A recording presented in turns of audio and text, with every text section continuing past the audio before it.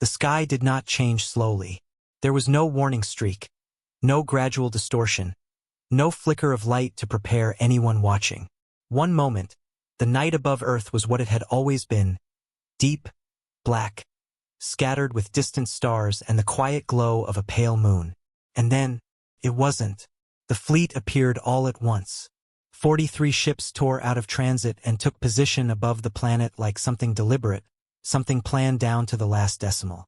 They did not drift. They did not adjust. They arrived. Massive shapes, black against the starlight, each one large enough to swallow cities whole. War cruisers stretched across kilometers of void. Troop carriers sat heavy and silent, filled with soldiers who had not yet been asked to fight. And at the center of it all, 3 command vessels, so large that the light from distant stars bent slightly around their edges, as if space itself had to adjust to accommodate them. For a moment, the planet below did not react, because from the ground, most people didn't see it. Not yet, but in observatories, in military installations, in quiet rooms filled with screens and people who watched the sky for a living, the alarms began. Fleet Commander Zerk Vel stood at the forward observation window of the lead command ship. He had seen this view before, 43 times. Different planets, different atmospheres, different colors. Some worlds had been deserts. Some had been oceans. Some had burned under strange suns or circled dying stars. But from orbit, they all looked the same, alive. Below him, Earth turned slowly. Blue oceans, green land, white clouds drifting in long spirals across the surface. On the dark side, clusters of orange lights marked cities. Small, fragile constellations of life spread across continents that did not yet understand what was above them. Zerk Vel studied those lights. He had always found this moment quiet, not peaceful, but quiet. The moment before a civilization understood that its future had just been decided. "They'll see us soon," his communications officer said behind him. Her voice was calm, professional. This was routine. Zerk Vel did not turn. "They always do," he said. He lifted his hand slightly and zoomed the display. The planet filled his view. Clouds parted over one continent, revealing a cluster of lights, dense, bright, concentrated near a coastline. A city, one of many, all of them unaware. He had seen this before too. The moment when a species still believed it had time. "Transmission ready, Commander." He turned now. The bridge was quiet, efficient, exactly as it should be. Officers at their stations. Displays glowing softly. No wasted movement. No tension. Because there was no uncertainty. There never was. "Send it," Zerk Vel said. The subjugation terms were transmitted across every frequency the planet used. Clean, structured document. Clear language. No ambiguity. Full political control transferred to the Veiled Dominion. Resource tribute set at 40%. Military dissolution required. Leadership retained only in advisory capacity. And one final clause. Resistance would be punished. Decisively. Zerk Vel had used the same structure in every campaign. It worked. Because the math always worked. He turned back to the window. 6 hours, he said. No one questioned it. 6 hours was the standard. Enough time for panic to settle into understanding.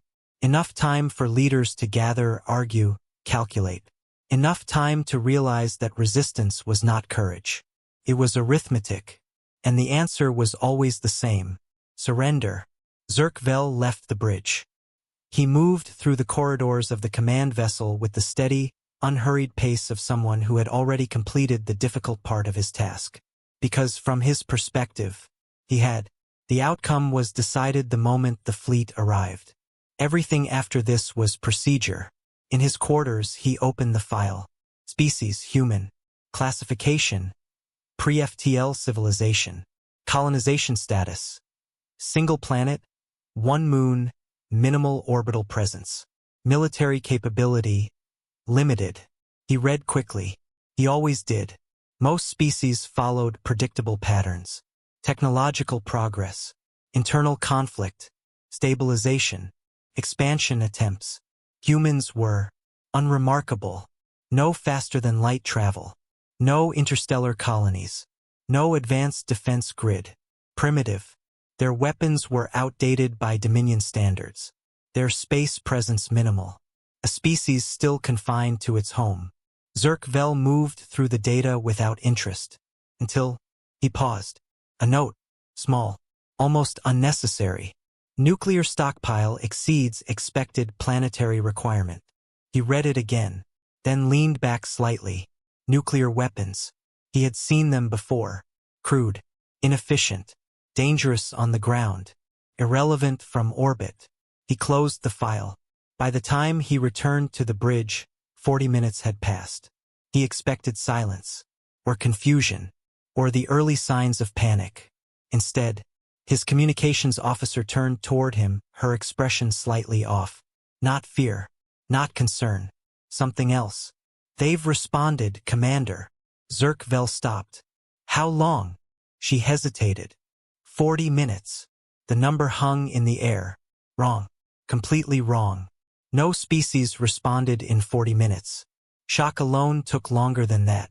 Understanding took longer. Decision took longer. 40 minutes was not enough time to process what was happening, let alone respond to it. What are the terms? He asked. They didn't send terms, she said. A pause. They requested a direct channel. Zerk-Vel felt something shift. Not fear, but disruption. This was not how the pattern worked. He stepped forward slowly. Open it. The room that appeared on his display was empty. White walls. A table. 2 chairs. Nothing else. No symbols. No cultural markers. No attempt to communicate identity. A neutral space. Deliberately neutral. Zerk-Vel recognized the tactic. It was either very intelligent or very naive. Then she appeared. A human. Female. Older. Her hair was short, touched with gray at the edges. Her posture was straight, controlled. She wore a uniform. Plain, unadorned. No medals. No visible rank. No history displayed.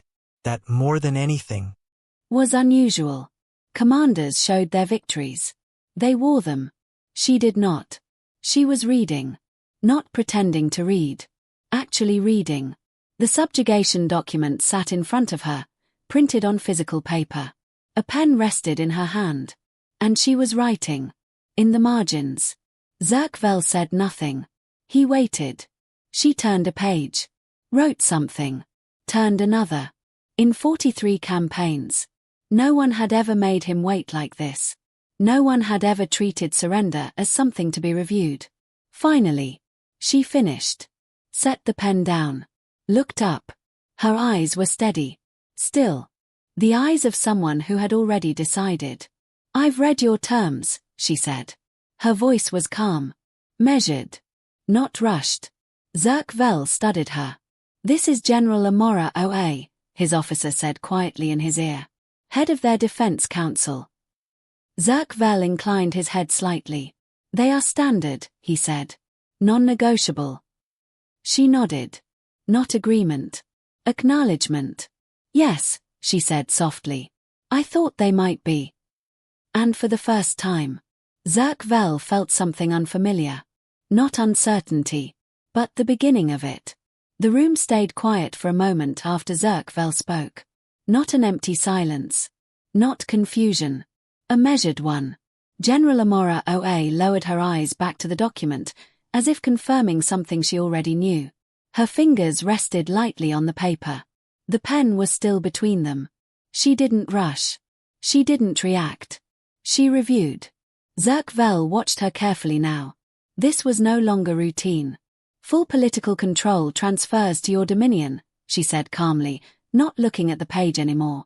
She was reciting. From memory. 40% of our resource output becomes tribute. Our military is dissolved. Our leadership continues in advisory roles with no actual authority. Her eyes lifted slightly.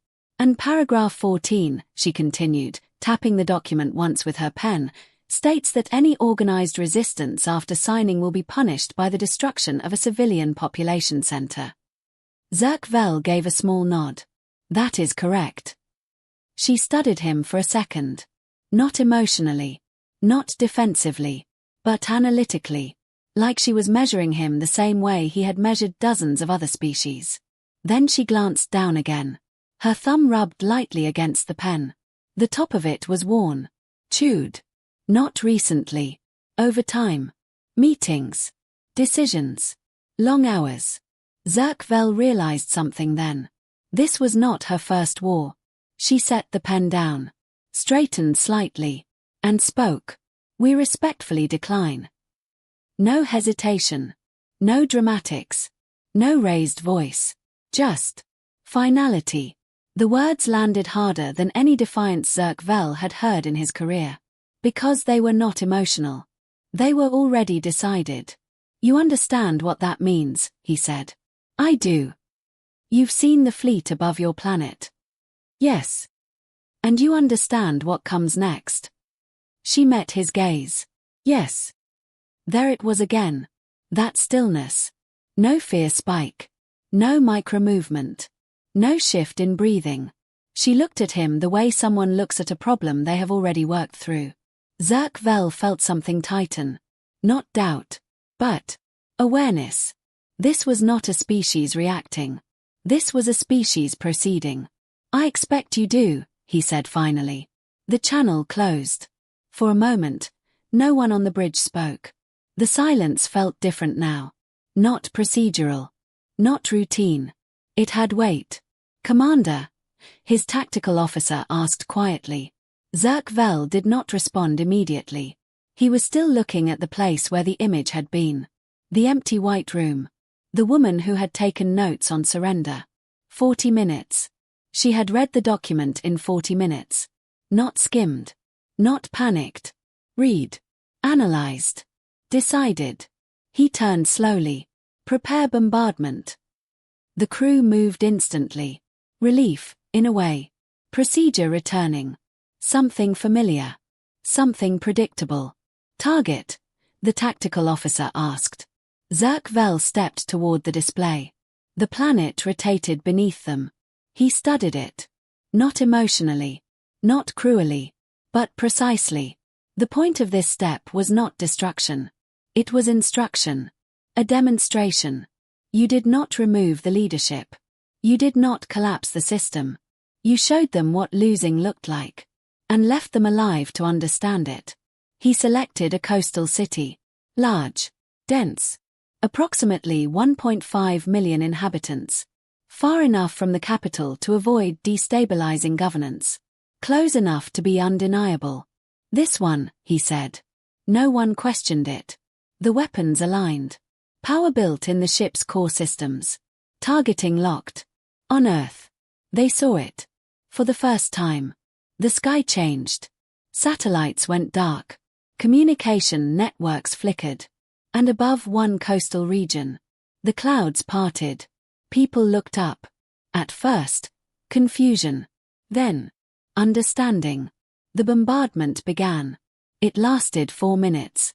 There were no explosions in the traditional sense. No firestorms. No dramatic collapse. There was absence. Buildings ceased to exist. Infrastructure vanished. The ground itself reshaped under forces far beyond anything the planet had known. The ocean surged inward as the coastline disappeared, filling the space where city had been. When it was over, there was no ruin. No survivors. No sound. Just a crater. Steam rising where water met heat. And silence. On the command ship, Zerkvel watched the aftermath. He had done this before. 12 times. Every time. The same result. Shock. Then silence. Then a channel opening. He waited. 1 hour. Nothing. 2 hours. Still nothing. The communications officer checked her console again. Her voice was careful. Commander, no response. That was wrong. This was the moment. This was where the pattern completed. They're processing it, someone said quietly. Zerkvel did not answer. He kept watching the planet. 3 hours after the bombardment. The signal came. But not what he expected. Commander, the tactical officer said slowly. I'm detecting movement. Zerkvel turned. Explain. She pulled up the display. Signals lit across the planet. Dozens. Then hundreds. Then thousands. Power signatures. Activating. Not civilian infrastructure, she said. These are dedicated facilities. Her voice tightened slightly. They were already there. Zerkvel stepped closer. The data spread across the screen. 6 continents. Simultaneous activation. Perfect coordination. This was not panic. This was preparedness. They're mobilizing, she said. Zerkvel stared at the display. His mind began working. Fast. Precise. This scale of coordination required planning. Long-term planning. Infrastructure. Systems. Command structure. And timing. The activation was too clean. Too synchronized. Like they had been waiting for a signal. Like they had known. This was coming. Zerkvel felt it clearly now. Not doubt. Not fear. A shift. He turned back toward the planet. The city was gone. 1.5 million lives. Erased. And yet, the rest of the world was not collapsing. The lights were still on. And beneath those lights, something had begun. The display filled with data. Signals spreading across the surface of Earth like a network coming alive all at once. Not random. Not chaotic. Structured.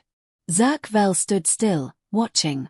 Each activation point pulsed with energy. Facilities buried beneath cities, hidden in remote regions, integrated into landscapes that, moments ago, had appeared civilian. Now, they were something else. Bring up classification, he said. His tactical officer complied instantly. Scanning. Sorting. Comparing. A pause. Then, these aren't new constructions, she said slowly. Zerkvel turned his head slightly. Clarify. They've been here, she said. Her voice carried something unfamiliar now. Not fear. But confusion. These facilities weren't built in response to us. They were already in place, dormant. Zerkvel looked back at the display. The spread. The symmetry. The timing. That meant only one thing. Preparation. For something like this. He pulled up the species file again. Humans. One planet. No FTL. Limited orbital presence. Primitive military capability. The data no longer fit. His eyes moved back to the note. Nuclear stockpile exceeds expected planetary requirement. He stared at it longer this time. What matters enough, he said quietly, almost to himself, to build this much infrastructure, and then wait. No one answered. Because no one had an answer. Behind him, the communications officer spoke again. They're still not opening a channel. That was wrong. That was the most wrong part. Every civilization, after this step, reached out. Even the stubborn ones. Even the ones who fought briefly. They always opened a channel. Because this was the moment they understood. But Earth was not speaking. It was moving. Zerkvel turned. Get me their full military history. The tactical officer hesitated for a fraction of a second. How far back, Commander? Zerkvel looked once more at the planet. At the lights still burning. At the network activating beneath them. All the way, he said. Sarah K.A. did not sleep that night. She sat in her quarters, surrounded by data streams and layered reports, her screens filled with fragments of a species she had been assigned to understand. She had started with surface-level analysis. Population. Infrastructure. Technology. It had been simple. Clean. Predictable. Now, it wasn't. She opened the historical archives. And began reading. At first, it was noise. Thousands of years of fragmented data. Incomplete records. Conflicting sources. Primitive documentation formats. But patterns emerged. They always did. She filtered. Sorted. Condensed. Then she saw it. Conflict. Not isolated. Not occasional. Constant. Her fingers slowed on the console. She refined the timeline. 10,000 years. Of war. Not one continuous war, but overlapping ones. Shifting ones. Regional. Global. Technological. Ideological. She searched for gaps. Periods of peace. Recovery. Stability. There were none. Not complete ones. There was always. Somewhere. A war. She leaned back slightly, her mind adjusting, trying to fit this into something she understood. It didn't fit. She opened comparative data. Veil history. Internal conflict duration. Ended 800 years before expansion. Council species average. 600 years before interstellar contact. Humans. No end point. They had never stopped. Sarah K.A. felt something cold settle in her thoughts. She continued reading. Weapons development. It was disproportionate. A significant percentage of their scientific and industrial output had been directed toward warfare. Not as a side effect. Not as a temporary necessity. As a primary focus. She brought up another file. Nuclear weapons. She had read about them before. Crude. Inefficient. Primitive. Now. She read deeper. Stockpiles. Numbers. Deployment systems. Redundancies. Fail-safes. Fail-deadly systems. Her eyes moved faster. They didn't just have enough to destroy their world once. They had enough to do it multiple times. She stopped. Read that line again. Then checked the source.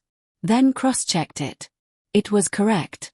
A species that had built the capacity to end itself. Over and over. And had not done it. She sat back in her chair. For a long moment, she did nothing. Then she opened a new file. She labeled it. Anomalies. Entry 1. Continuous internal conflict over 10,000 years. No full cessation period. Entry 2. Weapons development prioritized over all other sectors. Entry 3. Planetary scale self-destruction capability maintained deliberately. She stared at the list. This was not how civilizations developed. This was something else. Hours passed. She read about wars that had killed millions. Conflicts that had lasted decades. Battles where one side had been pushed to collapse. And had not collapsed. Instead, they adapted. Changed tactics. Changed strategy. Changed tools. And came back. Again. And again. And again. There was a word that appeared often. Repeated across different languages. Different time periods. Veteran. Defined as a person who has survived war and returned to fight again. Sarah K.A. stared at the definition. In Veil culture, survival ended participation. In human culture, it justified continuation. She whispered it quietly. Returned to fight again. Her chest tightened slightly. Not fear. Not exactly. Recognition. Of something she had not accounted for. When the artificial night cycle ended and the light in her quarters shifted to morning, she was still sitting in the same position. Her console was filled with data. Notes. Cross-references. And the anomalies file. Had grown. She stood slowly. Her body protesting the hours of stillness. Then she paused. And opened one more entry. Entry 27. Species demonstrates repeated behavioral pattern. Loss does not lead to surrender. Loss leads to adaptation. She stared at that one for a long time. Then she added a final line. Conclusion. Provisional. This species has extensive experience fighting while losing. She closed the file. And for the first time, she understood why they had not opened a channel. They weren't calculating surrender. They were preparing for the next step. Back on the command deck, Zerk Vel stood at the window again. The planet turned slowly beneath him. The lights still burned. And below them, whatever this species was, it was not breaking. It was learning. The first engagement was supposed to be simple. Routine. A formality. Zerk Vel did not send his best forces. He didn't need to. He selected a third-tier battle group. Not elite. Not experimental. Just reliable. The kind of force you deploy when the outcome is already decided and all that remains is execution. Deploy, he said. The ships broke formation smoothly. Dozens of Veil cruisers descended into the upper atmosphere, their hulls cutting through cloud layers like blades through fabric. Below them, Earth waited. Or rather, it positioned itself. Human defense ships rose to meet them. They were smaller, slower.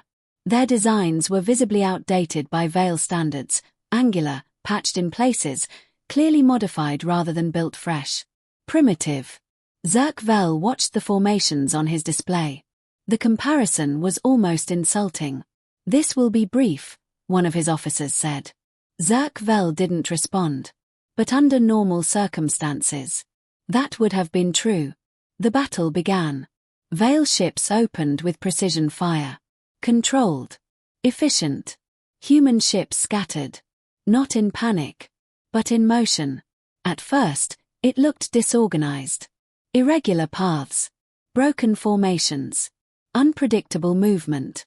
Zerk Vel narrowed his eyes slightly. "They're not holding formation," his tactical officer said. "They're not supposed to," Zerk Vel replied. But something in his tone had changed. Because they weren't breaking. They were choosing. The human ships did not engage in direct lines. They did not match firepower with firepower. They did not follow any recognizable pattern from Veil tactical doctrine. They moved. Sideways. Backward. Into blind angles. They used debris. Atmospheric distortion. Their own damaged ships. One Veil cruiser locked onto a target. Fired. Hit. The human ship should have retreated. It didn't. Instead, it accelerated. Straight toward the Veil cruiser. "Collision course," the tactical officer said sharply. "Evasive." Too late. The human ship slammed into the cruiser at full velocity. Not by accident. Deliberately. The impact tore through the Veil ship's midsection. Energy systems collapsed. Hull integrity failed. Both ships were destroyed. Zerk Vel stared at the display. That was not standard behavior. That was not survival. That was something else. "Commander," the tactical officer said quietly. "Multiple similar trajectories." Zerk Vel's eyes moved. 3 more human ships. Damaged. Outmatched. All shifting course. All accelerating. All aiming. Not to survive, but to take something with them. Why would they? One of the officers stopped mid-sentence. Because the answer was becoming obvious. They weren't trying to survive the battle. They were trying to win it. The communications channels lit up. Human voices. Not screaming. Not chaotic. Calm. Coordinated. Zerk Vel activated translation. Fragments filled the air.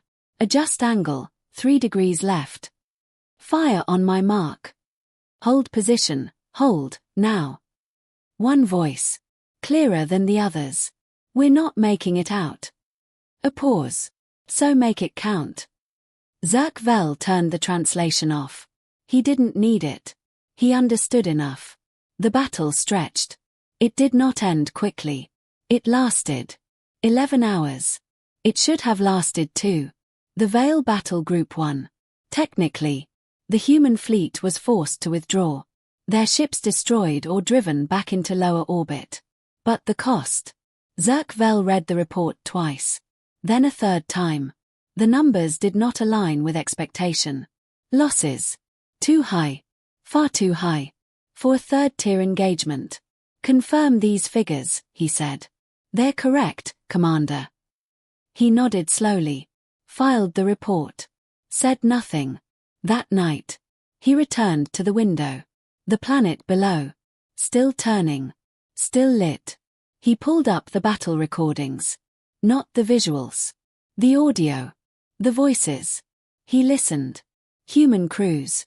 In the final minutes of their ships. Not panicking. Not breaking. Talking. Adjusting fire. Correcting trajectories. Supporting each other. Right up until. Silence. Zerkvel stood there for a long time. Then he did something he had never done before. He replayed the same recording. Again. And again. 2 days later. They brought him a prisoner. Captured during a ground insertion on the northern continent. A human soldier. Female. She was injured. 3 broken ribs. A burn along her arm, sealed roughly, not properly treated. Shrapnel across her face. She should have been weak. She wasn't.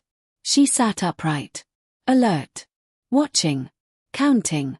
Zerkvel did not conduct the interview. He assigned Sarah Ka. Because she was learning their language fastest. The room was small. Controlled. Secure. Sarah Ka entered carefully. Her data pad in her hand. Translation device active. The soldier looked at her. Studied her. Then said. In Vale language. Water. Correct pronunciation. Correct structure. Sarah Ka froze for a fraction of a second. Then nodded. She brought it. Set it down. The soldier took it. Drank slowly. Then looked up again. Thank you. Perfect. Deliberate. Not automatic. Learned. In less than 48 hours. Sarah Ka sat down across from her. And for the first time since this began, she felt something she couldn't categorize. Not pity. Something heavier. Does it hurt? Sarah Ka asked. The soldier considered the question. Yes, she said. You're not showing it. A pause. Then. I know. Sarah Ka opened her file. Prepared questions. Structured. Controlled. She got through 4. Then. The soldier asked one. How many of you, she said calmly, have fought a war against your own kind? Sarah Ka stopped. Her mind searched. Not, in the last 800 years, she said. The soldier nodded. Not surprised. Not impressed. Just. Confirming. That's the difference, she said. She leaned back slightly. Despite the injuries. Despite the restraints. Composed. That's all it is. Sarah Ka wrote it down. She didn't understand it fully yet. But she knew. It mattered. That night. Back in her quarters. She opened the anomalies file again. And added a new entry. Entry 103. Enemy demonstrates no consistent prioritization of survival over objective completion. She paused. Then added another line. Possible interpretation. Survival is not primary goal. Victory is. She stared at it. Then slowly. Added one more. Implication. Standard deterrence models may not apply. Outside. Above the planet. The war had begun. And for the first time in his career, Zerkvel no longer knew how it would end. The report took 10 days. Sarah Ka stood in the briefing chamber, facing Zerkvel and his senior officers. The room was quiet. Controlled. The kind of quiet that existed before something important, or irreversible, was said. Behind her, the display showed Earth. Blue. Calm. Deceptive. She began with structure. Because structure made things easier to say. Planetary overview unchanged, she said. Population stable despite initial bombardment. Industrial output, reduced locally, but globally compensating. Her voice was steady. Practiced. Professional. She moved through the data quickly. Geography. Infrastructure. Resource distribution. No one interrupted. Because none of that mattered. They were waiting. She reached the next section. Paused. Then said it. This species has been in continuous armed conflict with itself for approximately 10,000 years. The room did not react immediately. Because the sentence needed time to be understood. There is no recorded decade, she continued, in which some portion of their population was not actively at war with another portion. Now. Movement. A senior officer shifted slightly. Another leaned forward. Zerkvel remained still. For comparison, Sarah Ka said, her voice still controlled. The Veil concluded its final internal conflict 800 years before its first expansion campaign. She changed the display. Galactic Council average, 600 years before first interspecies contact. Another pause. Humans have never stopped. Silence. Heavy. She continued. Their technological development reflects this.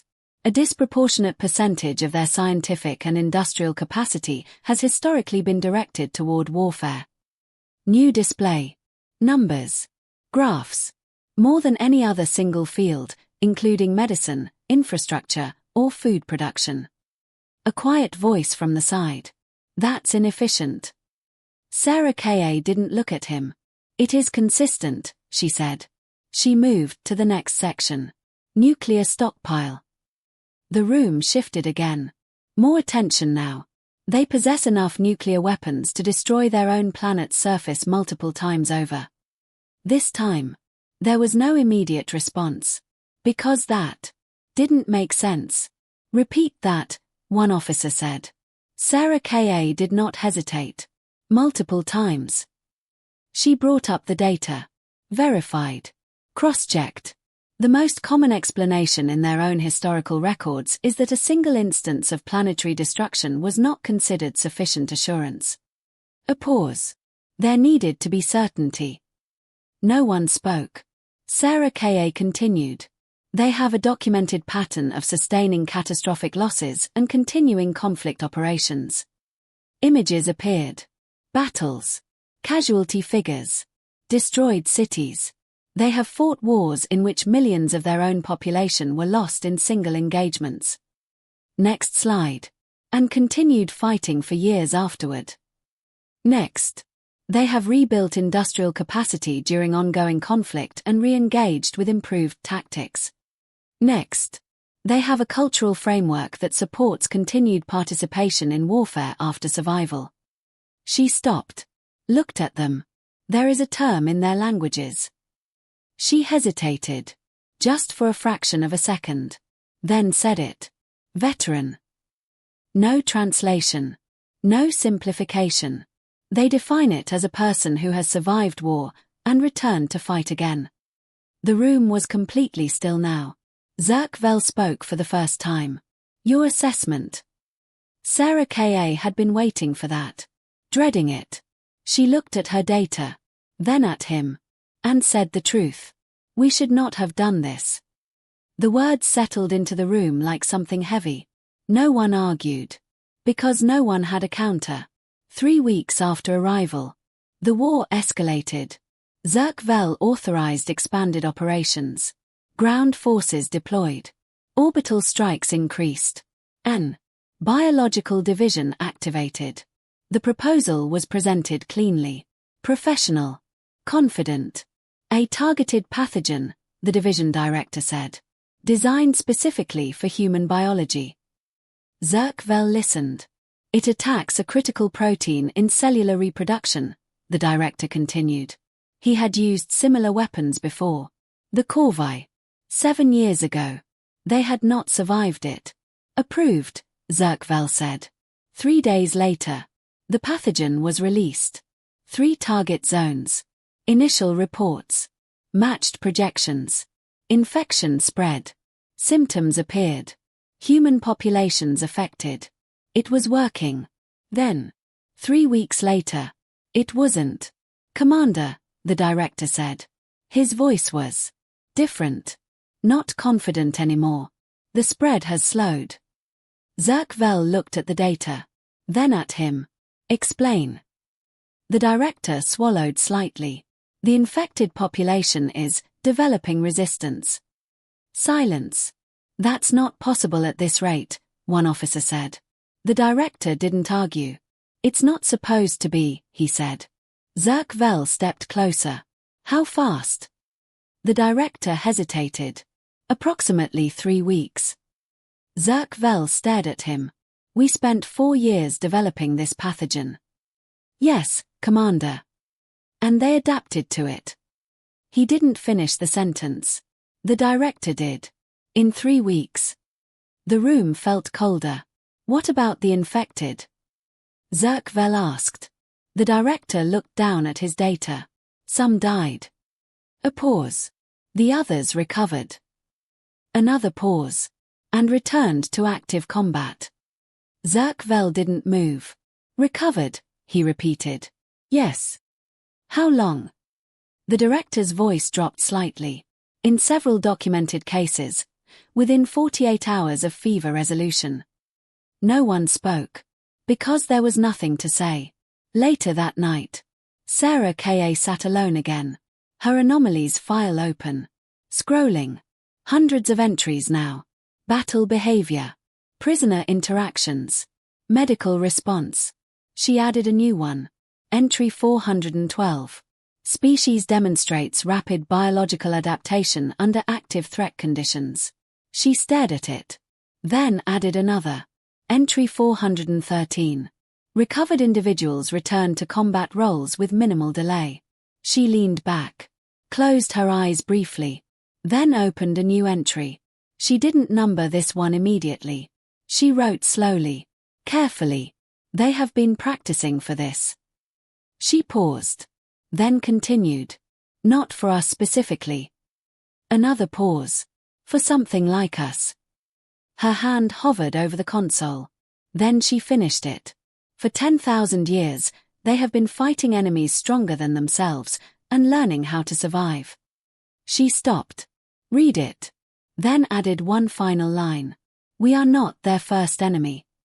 A long pause. We are just the newest one. She saved the file. Closed it. And sat in the quiet.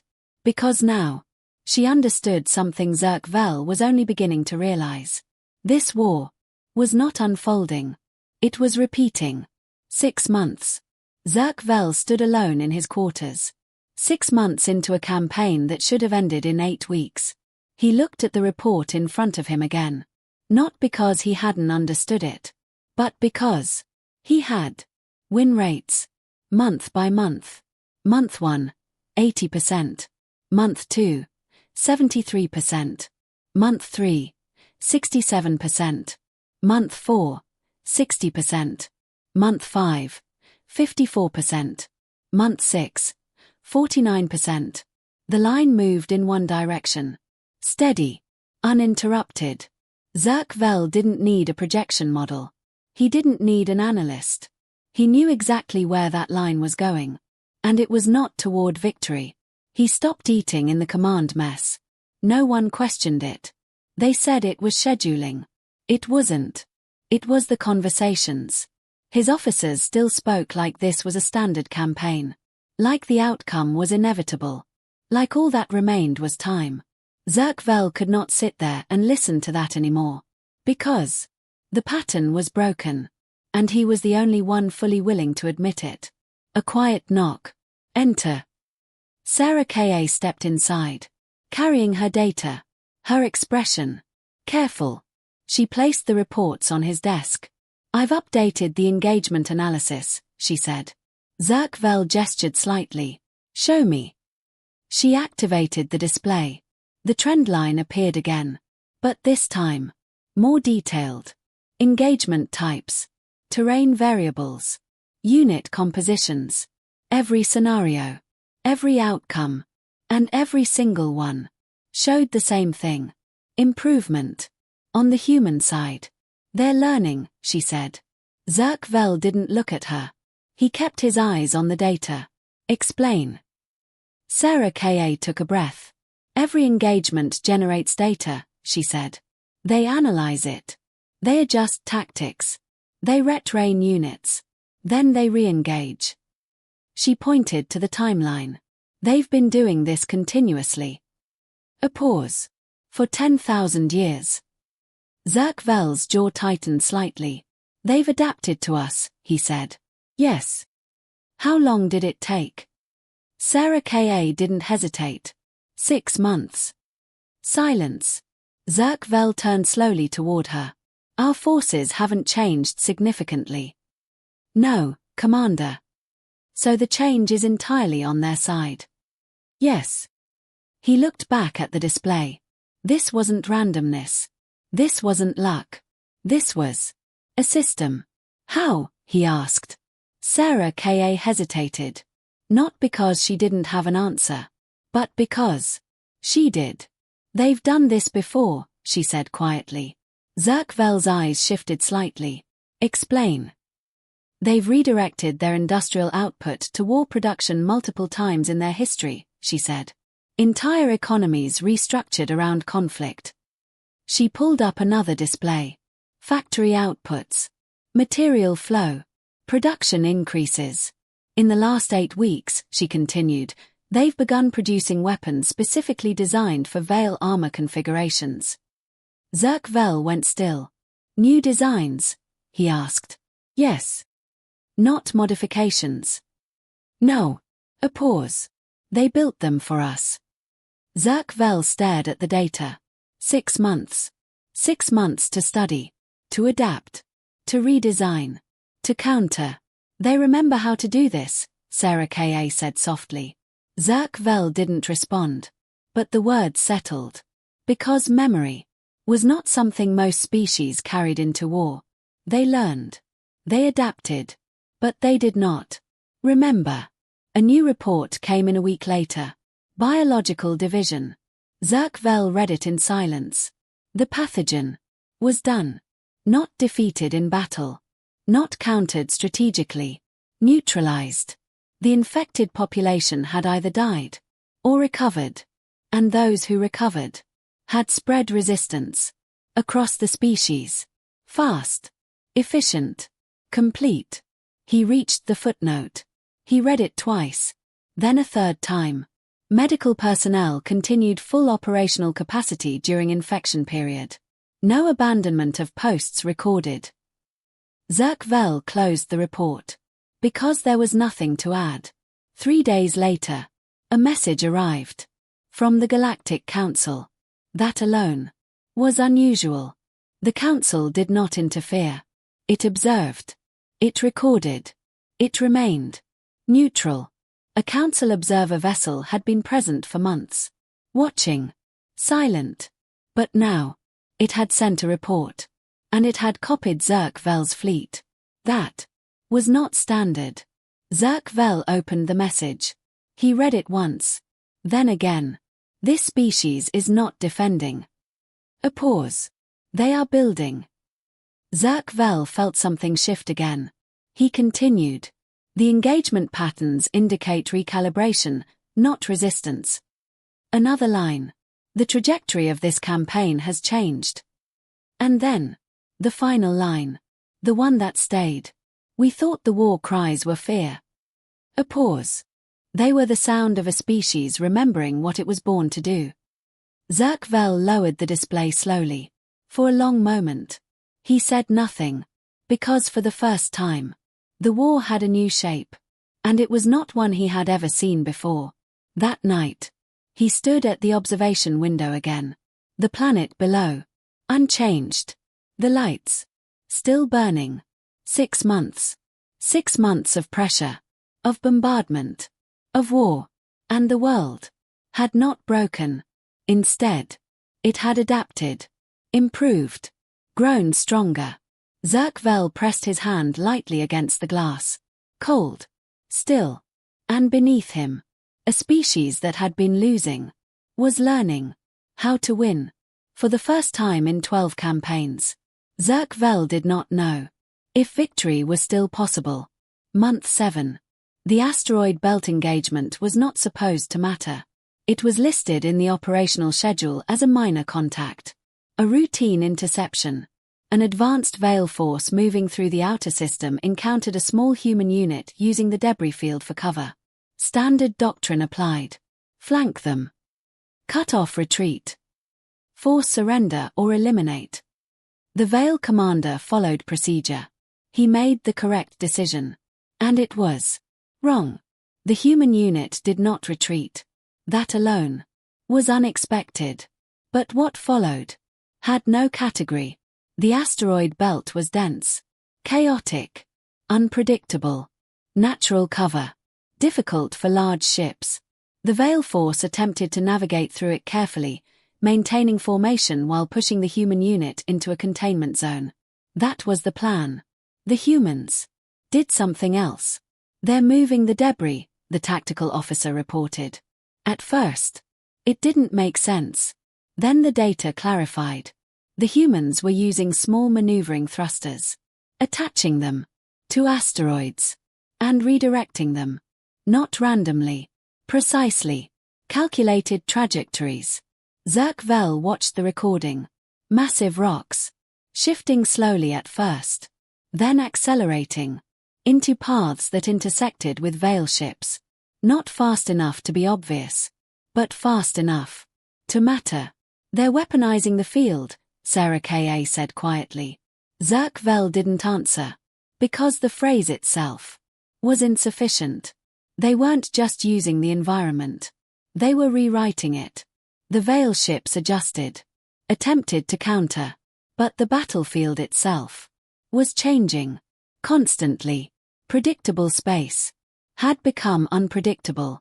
Then came the next shift. The human unit did not disengage. Even when outnumbered, even when outgunned, they held position. For 1 day, then 2, then 5. Why are they staying? One officer asked. Zerk-Vel didn't respond, because he was already starting to understand. The answer came. On day 11, a human relief force arrived. Not large, but enough. The trapped unit disengaged. Cleanly, efficiently, like the entire engagement had been a plan. Zerk-Vel read the after-action report. Twice. Then a third time. Because of one line. Enemy behavior. Unrecognizable. A formal term. Meaning. There was no existing framework to categorize it. Another line. Enemy actions. Deliberate. Not reactive. Not desperate. Chosen. Fully understood. And then, at the bottom of the report, a personal note. Not standard. Not required. I no longer know what they won't do. Zerk-Vel sat with that for a long time, because that was the real shift. Before, the enemy had limits. All enemies did. They would retreat. They would preserve themselves. They would break. Eventually. But humans had not shown him a limit. Not yet. That night, he returned to the window. 7 months. 7 months of war. The planet below, still turning. The lights, still burning. He replayed the campaign in his mind. Arrival. Ultimatum. Bombardment. The silence after. The mobilization. The first battle. The trend line. The adaptation. The asteroid belt. Every step should have led to surrender.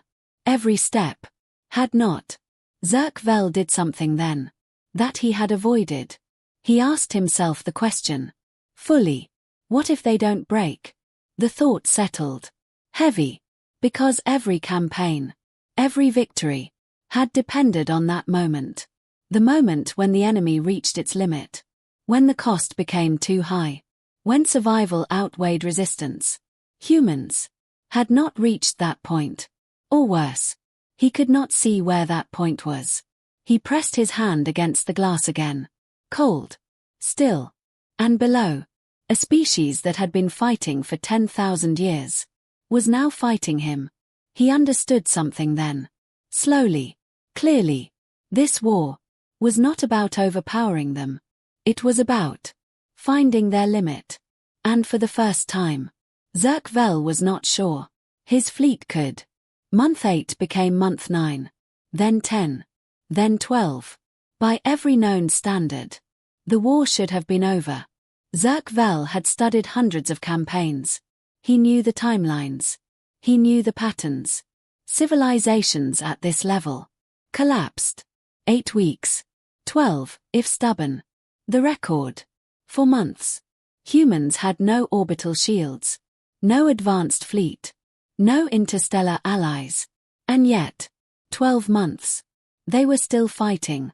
Not just fighting. Improving. Sarah K.A. stood in Zerk-Vel's office again. The display showed the trend line. But now, it had crossed. Month 7. 45%. Month 8. 52%. Month 9, 58%. Month 10, 63%. Month 11, 67%. Month 12, 71%. Zerkvel stared at it. The line had reversed. They're winning, he said quietly. Yes, Commander. No hesitation. No softening. Just truth. Zerkvel leaned back slowly. His mind was not resisting anymore. It was accepting. How? He asked. Sarah Ka answered immediately. They learn faster than we adapt. She stepped forward. Every engagement improves them. She changed the display. Training simulations. Battle analysis. Manufacturing output. They're not just reacting, she said. They're optimizing. Zerkvel closed his eyes briefly. Because now, the shape was clear. This was not a war of strength. This was a war of learning. And they were losing. A new report arrived. Frontline engagement. Veil units. Defeated. Not delayed. Not disrupted. Defeated. Details, Zerkvel said. Sarah Ka brought it up. Human forces. Used terrain. Used timing. Used misdirection. Nothing new. Except the precision.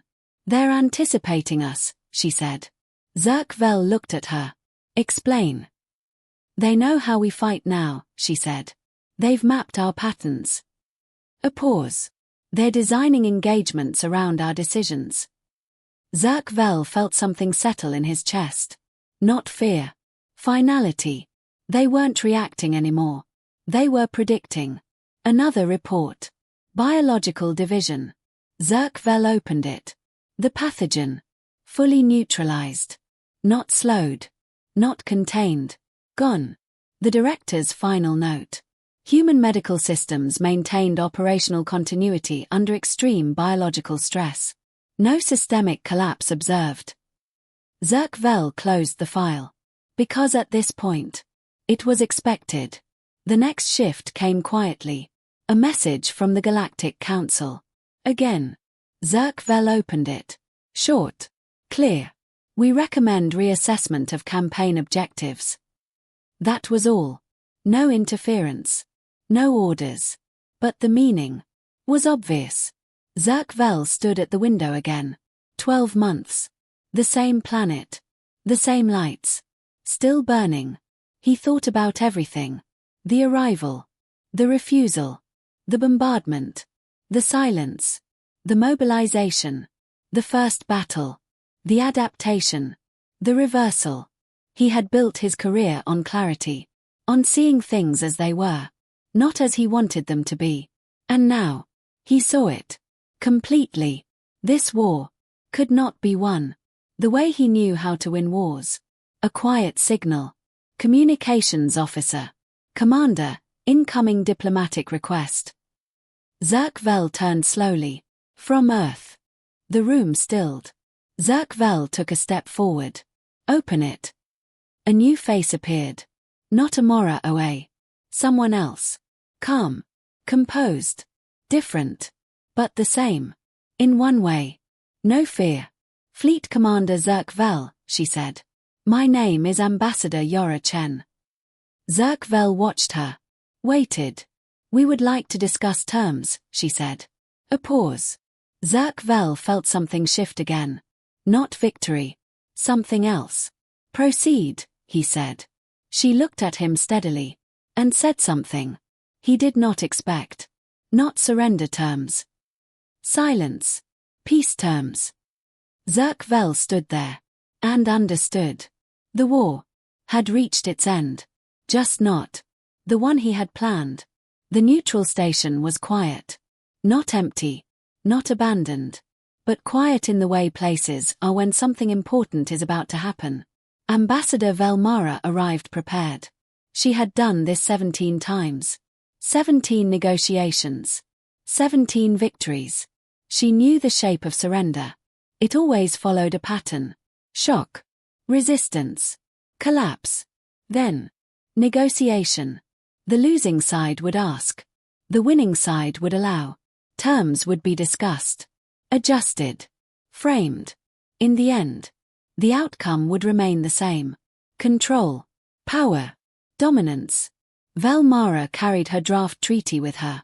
Already written, already structured. A softer version of the original terms. Enough to let the defeated feel heard. Not enough to change the result. She entered the room. Simple. A long table. 2 sets of chairs.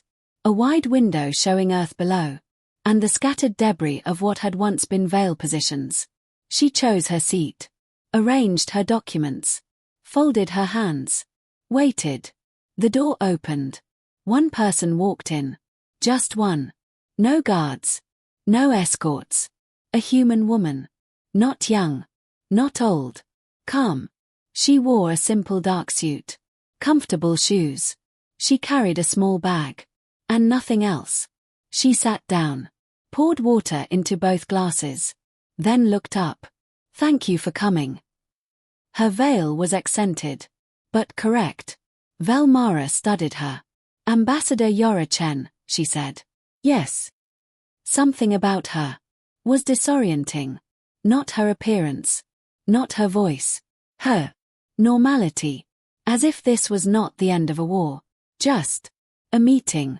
I hope the station is comfortable, Velmara said. Chen nodded slightly. It is. A pause. Then, she reached into her bag and placed a thermos on the table. I didn't know what you'd prefer, she said. So I brought coffee. Velmara blinked once. Coffee. At a peace negotiation. After a war. Thank you, she said carefully. Chen nodded. Of course. Then, she slid a folder across the table. Velmara opened it. Expecting. Negotiation points. Counterterms. A beginning. It wasn't. It was. Complete. A finished document. Terms. Fully written. Ready to sign. Velmara read the first page. Then the second. Then went back. And read the first again. Her expression didn't change. But something inside it shifted. Reparations. The Veil Dominion would pay for the destruction of the coastal city. And all damages. The amount. Large. But not excessive. Calculated. Precise. Withdrawal. All Veil forces to leave Earth system within 60 days.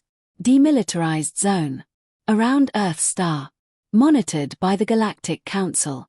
Velmara turned the page. And stopped. The next section was longer. Much longer. Cultural records. All 47 civilizations previously subjugated by the Veil Dominion. Languages. Histories. Art. Everything that remained. To be released. To be preserved. Velmara read slowly. Carefully. Then she reached the end. And sat still. Because something was missing. There was. No annexation.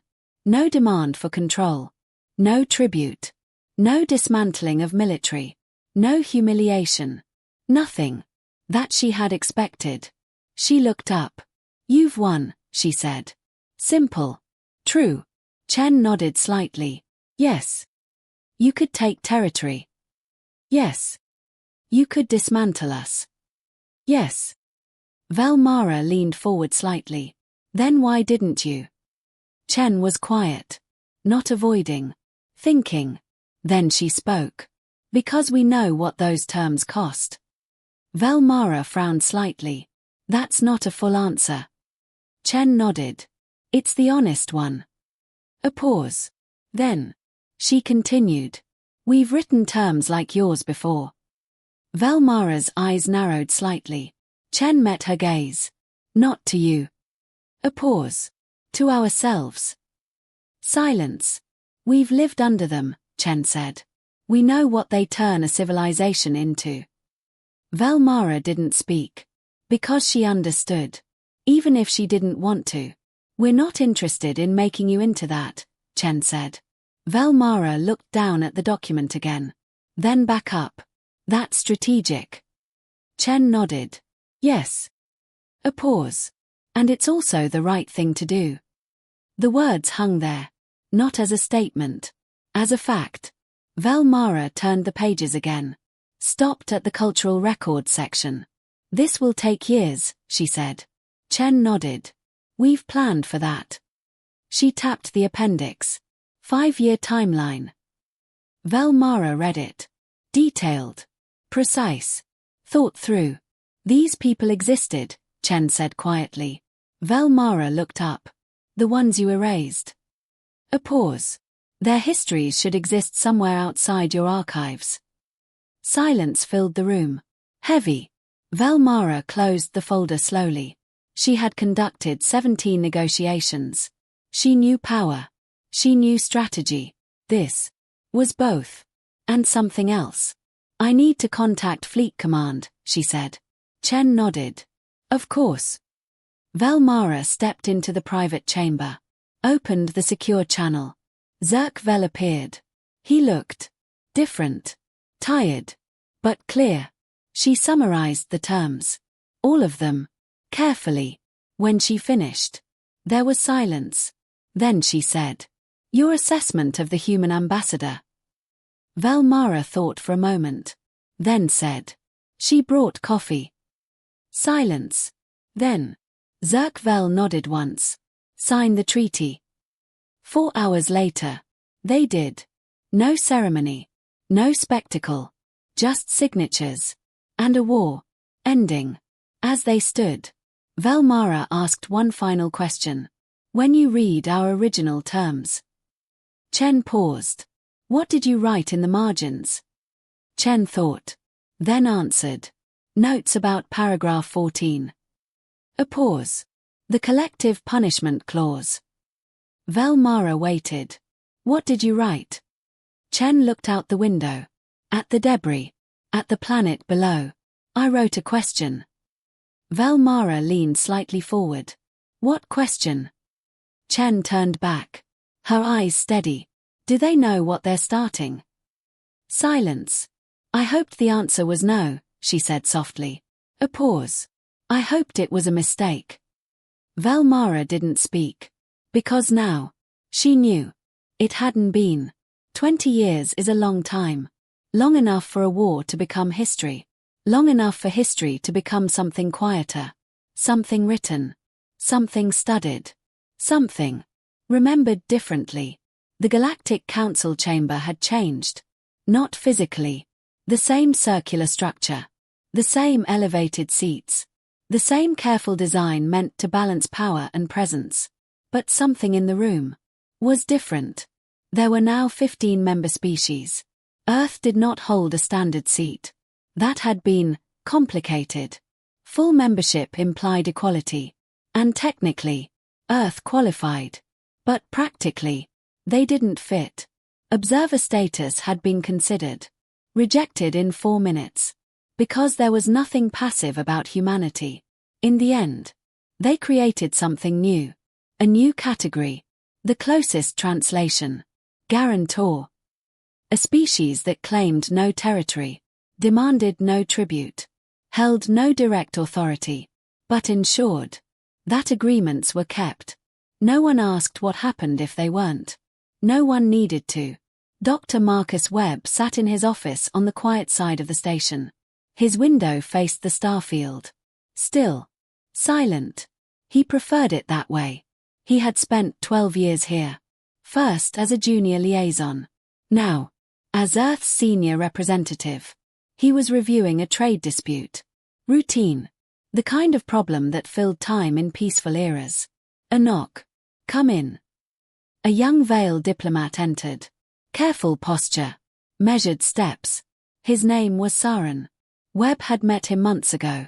He was known for asking the wrong questions. Do you have a moment? Saren asked. Webb gestured to the chair. Always. Saren Saturday held his data pad, but didn't look at it. He had been thinking. For a while. I've been reading the war archives, he said. Webb nodded. They're thorough. The full records, Saren continued. The engagements. The intelligence files. The treaty notes. A pause. Ambassador Chen's notes. Webb smiled slightly. She kept good ones. Saren leaned forward slightly. I've read the terms you offered us. A pause. Many times. Webb waited. We didn't deserve them, Saren said. Webb nodded once. No, he said. You didn't. Silence. Then why? Saren asked. Not formally. Not diplomatically. Honestly. Webb leaned back slightly. Looked at the stars. He had been asked this before. By journalists. By historians. By diplomats. He had many answers. Strategic ones. Political ones. Historical ones. He didn't give those. Someone had to, he said. Saren frowned slightly. That's not an answer. Webb nodded. It's the only true one. Saren looked down. Then back up. You could have destroyed us, he said. You could have taken everything. A pause. The math worked. Webb nodded. Yes. So why didn't you? Webb was quiet for a moment. Then, he answered. Because we've done that before. Saren stilled. To ourselves, Webb said. A pause. We know what it creates. Saren didn't speak. Because the meaning was clear. There were arguments, Webb continued. People who said we should use the same terms.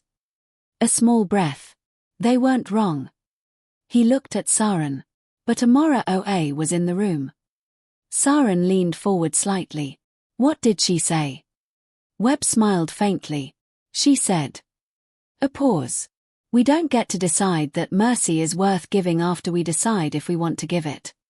Saren listened. We have to decide we're the kind of people who give it, before the moment comes. Silence.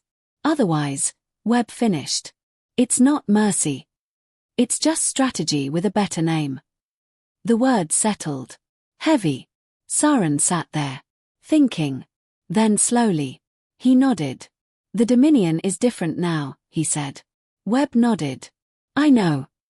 We've begun contacting the civilizations we subjugated, Saren said. A pause. It's complicated. Webb smiled slightly. I can imagine. Saren looked at him again. It matters, he said. Not formally. Personally. What you did, it changed things. Webb nodded once.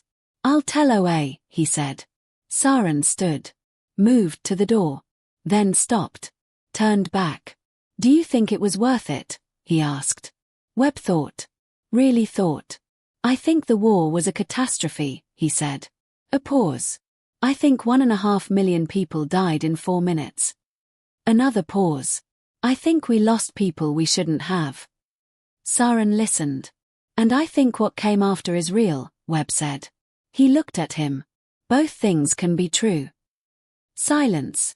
Saren nodded. Then left. Webb sat alone. Looking at the stars. Thinking. About war. About cost. About choice. 3 weeks later. The alert came. During a full council session. A new signal.